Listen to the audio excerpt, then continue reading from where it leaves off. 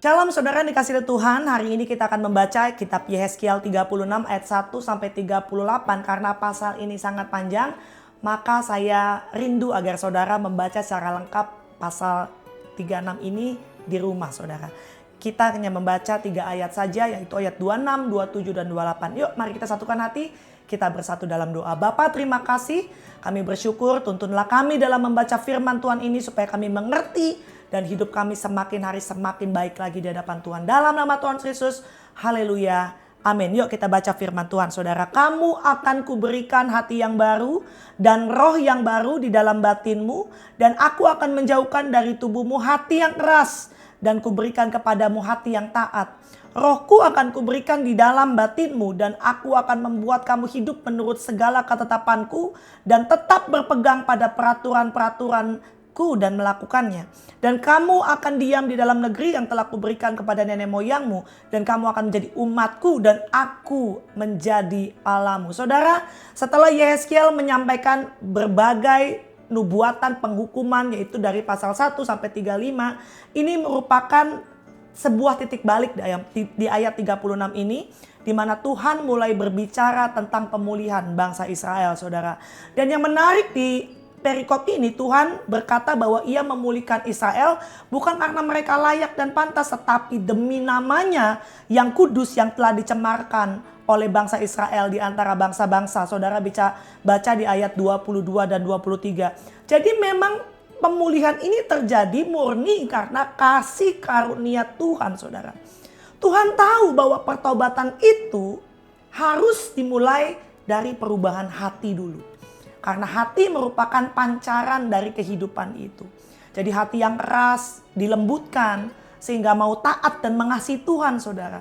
Tetapi tidak cukup dari hati saja. Tuhan bilang apa? Tuhan akan memberikan rohnya tinggal di dalam batin setiap manusia. Jadi kita hidup, kita butuh roh Allah tinggal dalam hati kita, yaitu Roh Kudus, saudara. Karena tidak dipungkiri bahwa kita ini semua mewarisi dosa, saudara. Jadi setiap hari kita bisa jatuh di dalam dosa dan pelanggaran. Dan kita tidak bisa berjalan sendiri tanpa ada pekerjaan Roh Kudus. Karena Roh Kudus itu yang menginsafkan, mengingatkan kita, menolong kita, menguatkan kita, menghibur kita. Roh Kudus menjadi kontrol di dalam hidup kita. Saudara, saya pernah dengar sebuah kesaksian yang menarik sekali. Jadi ada seorang istri ditinggalkan oleh suaminya bertahun-tahun, saudara.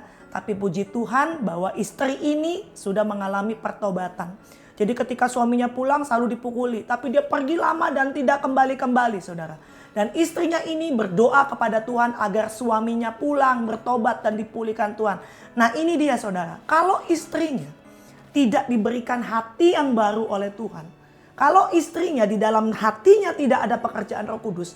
Maka rasanya mustahil untuk dia dapat berdoa, mengampuni, untuk dia bisa menunggu suaminya yang tidak pulang, bahkan suaminya memukuli dia. Ini tidak mungkin terjadi. Tapi karena Tuhan memberikan hati yang baru dan ada pekerjaan Roh Kudus, maka dia dimampukan untuk melakukan bagian itu, saudara. Akhirnya doanya dijawab Tuhan, suaminya pulang, suaminya bertobat, minta maaf, bahkan katanya cium kaki istrinya. Dan ketika suaminya ini sungguh-sungguh bertobat dan percaya kepada Tuhan, itu semua karena apa? Karena Tuhan memberikan hati yang baru, saudara. Ada Roh Kudus yang tinggal dia dalam hati dia. Kalau enggak, dia enggak mungkin kembali dan meminta ampun kepada suaminya. Jadi peran Roh Kudus itu sangat penting dalam setiap kehidupan kita, saudara. Kadang-kadang kan kita setiap hari, saudara dan saya, bisa aja dong kita jatuh dalam dosa. Pikiran kita negatif, kita mau marah, kita mau berbuat sesuatu kesalahan. Tapi bersyukur karena kita punya hubungan yang intim dengan Tuhan. Ada Roh Kudus yang aktif dalam setiap hati kita. Maka kita diingatkan kembali, jangan kamu berbuat seperti itu. Itu gak benar, itu salah. Sabar, tahan emosi. Nanti Tuhan akan berikan kemenangan. Jadi saudara dan saya bersyukur hari ini. Kita sudah dipulihkan Tuhan. Kita tinggal di dalam Tuhan. Semua karena kasih karunia Tuhan. Seperti tadi yang kita baca di ayat atas. Bangsa Israel tidak layak.